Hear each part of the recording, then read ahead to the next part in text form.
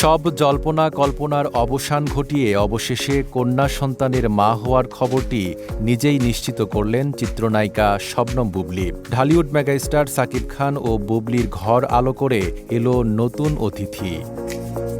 সামাজিক যোগাযোগ মাধ্যমে সাকিব খানকে সঙ্গে নিয়ে এক যৌথ পোস্টে এই সুখবরটি শেয়ার করেছেন বুবলী। তাদের কন্যা সন্তানের নাম রেখেছেন শার্লিন খান। পোস্টে একটি কার্ড প্রকাশ করেন বুবলী। তা থেকে বোঝা যায় গত ১১ মে তাদের এই কন্যা সন্তান ভূমিষ্ঠ হয়। কার্ডে অত্যন্ত আনন্দিত বাবা মা হিসেবে সাকিব খান ও বুবলীর নাম স্পষ্ট করা হয়েছে।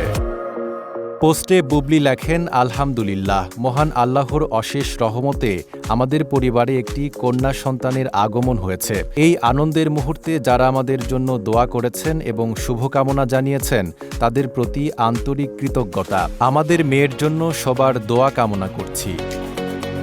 সবশেষ ২০২৫ সালের আগস্টে নিউ ইয়র্কে ছেলে শেহজাদকে নিয়ে সাকিব খান ও বুবলীকে একসঙ্গে দেখা যায়। সেই সময় বুবলী ফেসবুকে যুক্তরাষ্ট্রের জীবন লিখে ছবি শেয়ার করেন।